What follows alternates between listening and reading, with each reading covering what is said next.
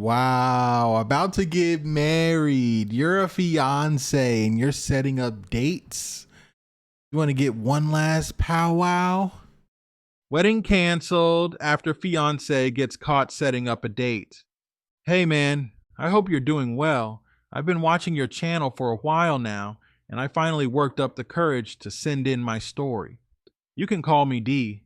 That's my middle name, and I'd prefer to keep my real name out of it if you read this. I'm 27 now, but this all started when I was 23, freshly out of college, just starting to build a life. At the time, I really thought I had it all figured out. I thought I'd found the one. But man, I couldn't have been more wrong. Let me take it from the top, how it all started. I graduated college at 23, got a decent job in logistics management for a mid-sized company, and moved into a nice one-bedroom apartment outside of Philly. I wasn't making six figures, but I was doing all right for my age. I had goals, discipline, and I wasn't out here playing games. I wasn't trying to run through women. I wanted one good woman I could build something with. I wasn't even heavy into dating apps, but I made a Tinder profile just to see what was out there. That's where I met her. Let's call her Maria. She was 26, a registered nurse working night shifts at a hospital not far from my apartment.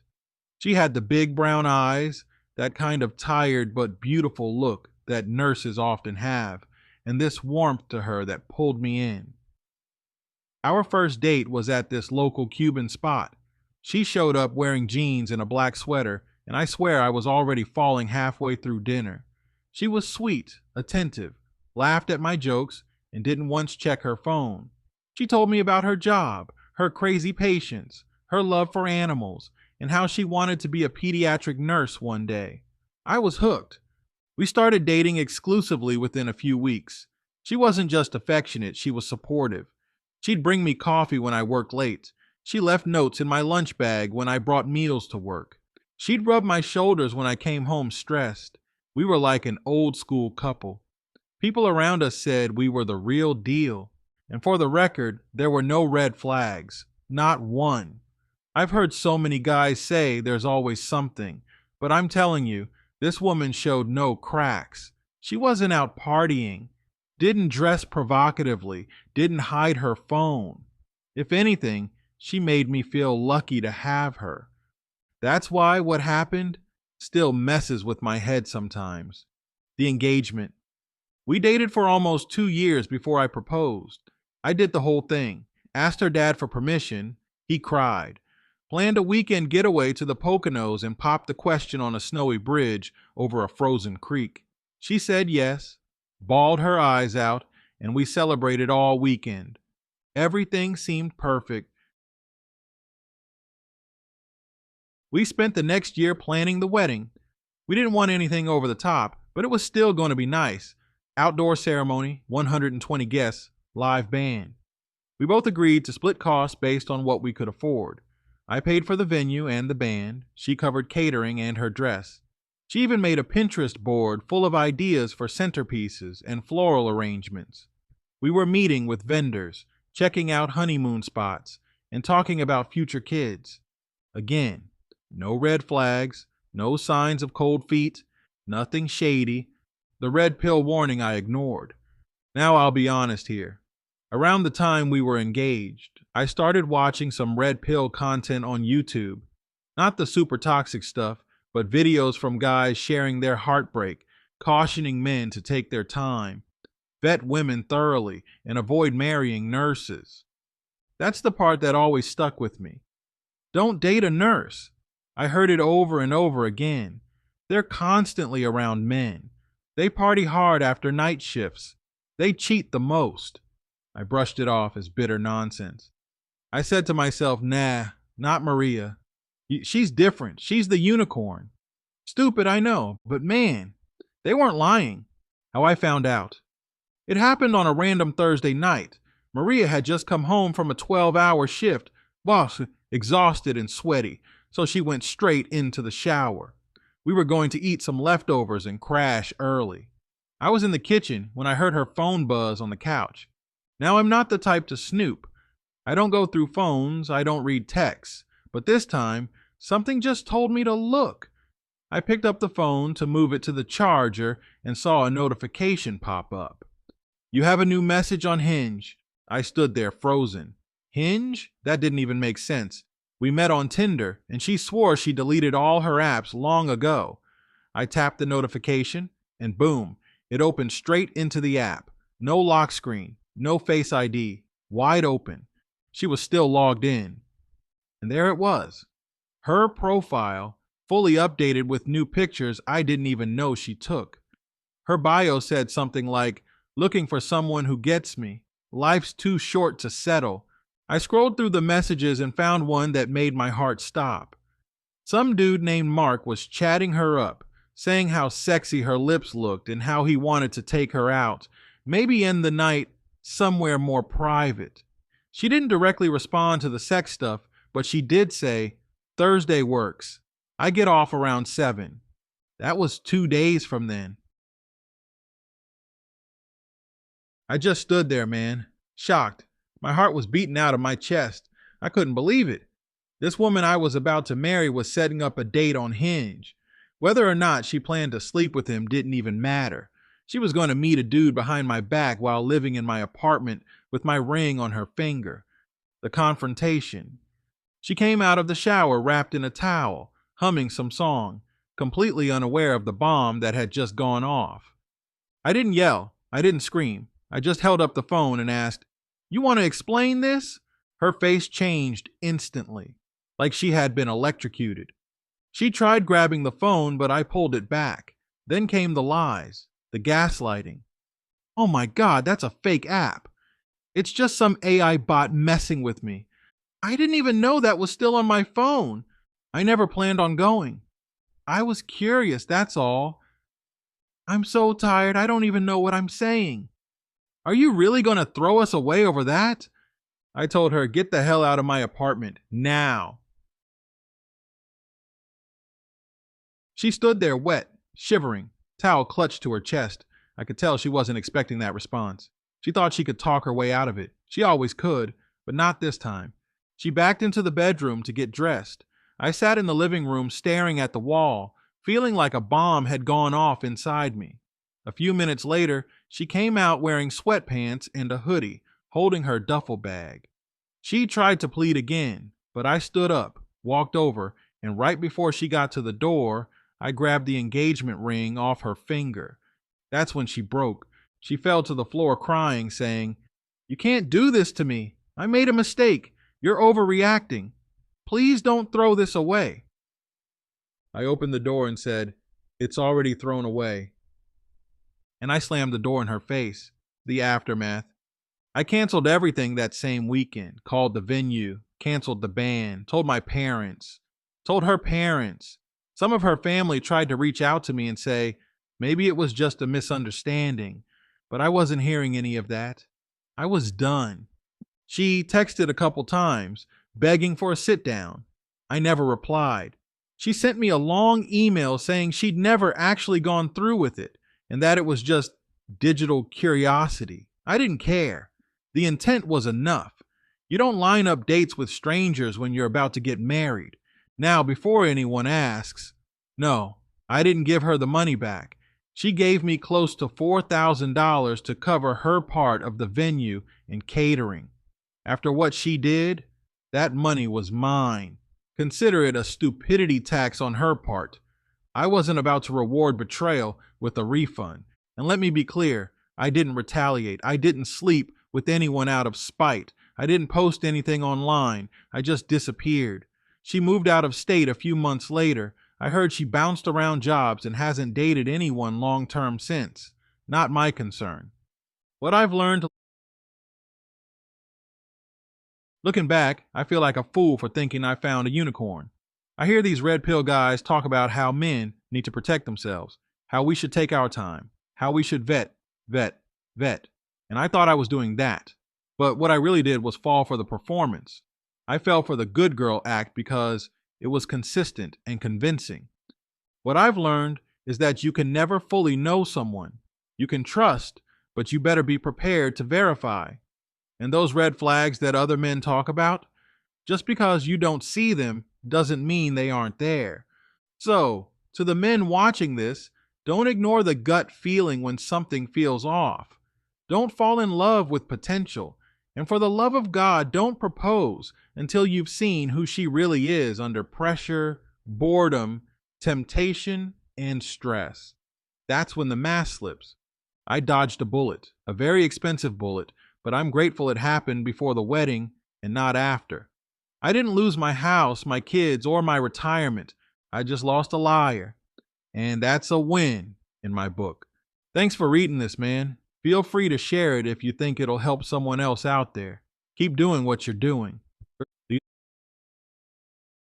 Update from Aston D. What happened after I caught my ex-fiancée on Hinge? Hey again. Thanks for replying to me. So here's part 2.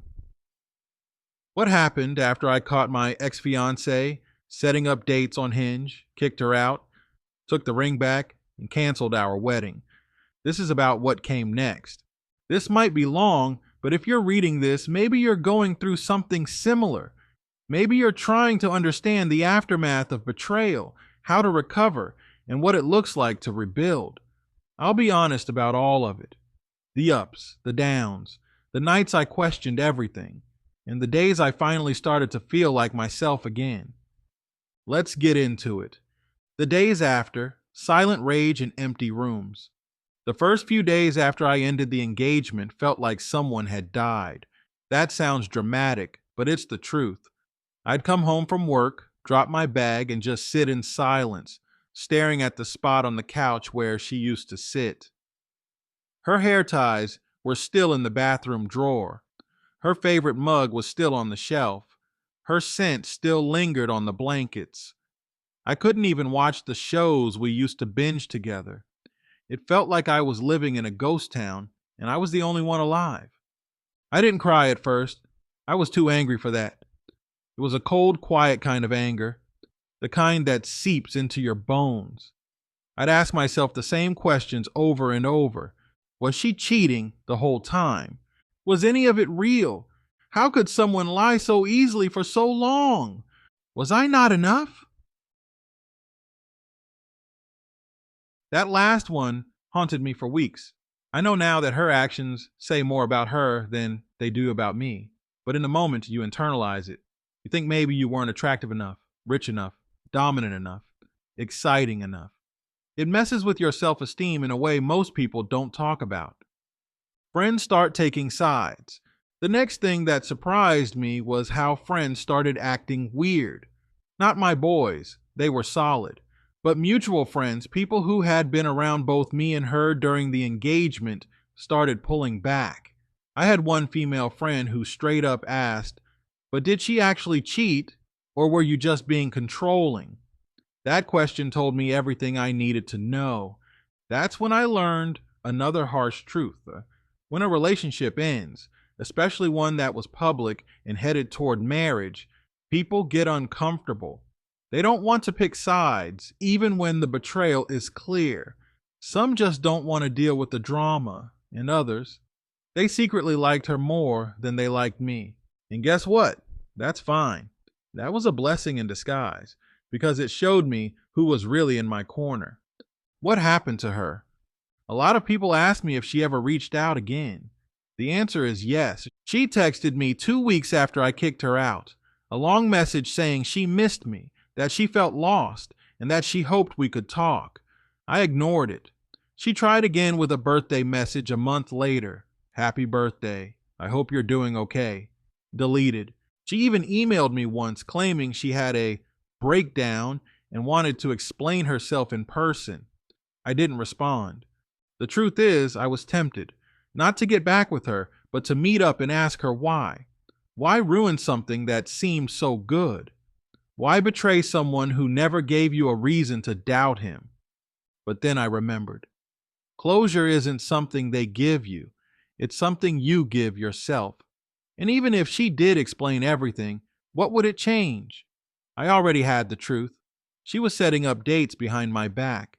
Whether she cheated physically or not didn't even matter. Emotionally, she already did.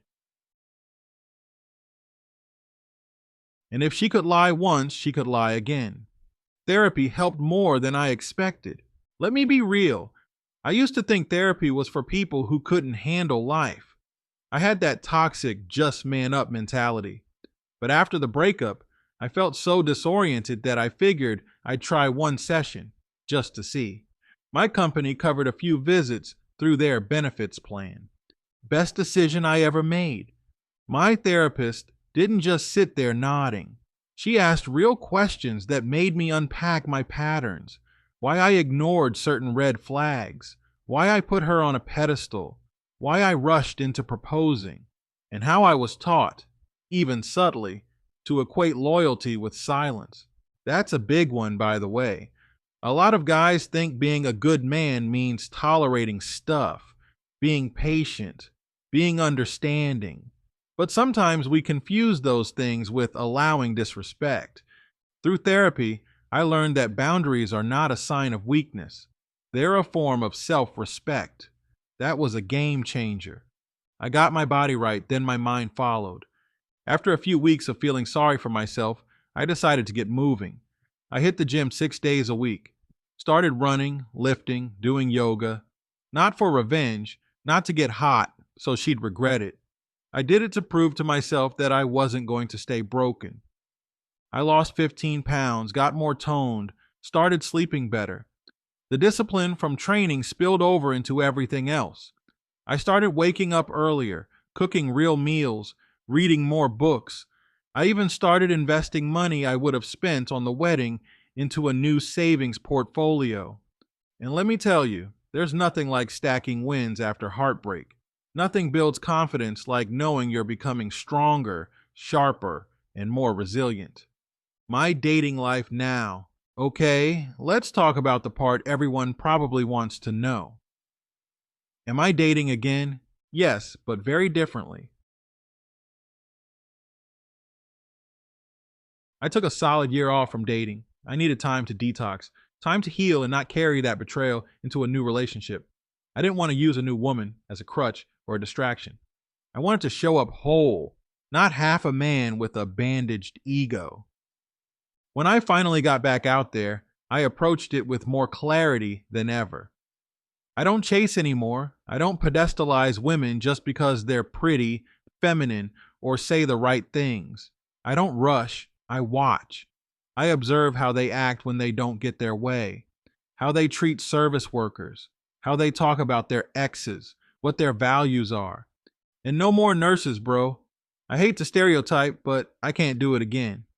Right now, I'm seeing someone casually, nothing serious. And you know what? I'm good with that. I'm focused on building myself, and I've made peace with the idea that marriage may not be for me. If it happens, it'll be with someone who's earned that level of trust. Until then, I'm okay walking alone. The importance of male community. One thing I didn't expect to value so much was the support from other men. After the breakup, I joined a local men's accountability group. We meet twice a month, talk goals, discipline, mental health, fitness, finances. It's not therapy, it's brotherhood. And you'd be surprised how many men have gone through betrayal just like I did. Men who were cheated on, manipulated, taken for granted. It's not just me. It's more common than people think, but nobody talks about it. We do now. We talk. We support. We hold each other to higher standards. It's not a pity party. It's a battleground for growth. A message to any man going through it. If you're a guy reading or listening to this right now and you've been betrayed, hear me when I say this. You are not weak for being heartbroken. You are not dumb for trusting her. You are not broken beyond repair. You are a man who loved deeply. That's not a flaw. That's a strength. But what you do next, that's what defines you. Not her betrayal, not the ring you bought, not the wedding you canceled, but the man you become afterward. Focus on your body, your money, your values, your tribe. Become the man you'd admire if you met him. She's gone. Let her go. Let the version of you who needed her die too. Where I am now. So where am I today? I just turned 27. I moved into a better apartment, got promoted at work, and I'm now training for my first half marathon. I launched a side hustle doing e-commerce on the weekends. I've read more books this past year than I did in college. I cut out dead weight friends, I drink less, sleep better, think clearer, and best of all, I'm peaceful. That's the thing no one tells you about healing. When you finally reach that other side, it's not loud, it's not fireworks, it's quiet. It's walking past a place you too used to go and not feeling your chest tighten. It's seeing a new message from someone and not wondering if they're going to betray you too. It's having dinner alone and not feeling lonely. That's peace. That's what I earned. And I wouldn't trade it for anything. If you made it this far, thanks for reading. I know I'm just one of thousands of guys who write in. But if my story helps even one man walk away from a toxic relationship and not look back, then it's worth it. Appreciate you and the work you do. We need more spaces like this where men can share what we've been through, uncensored, unfiltered, and unapologetically. Take care.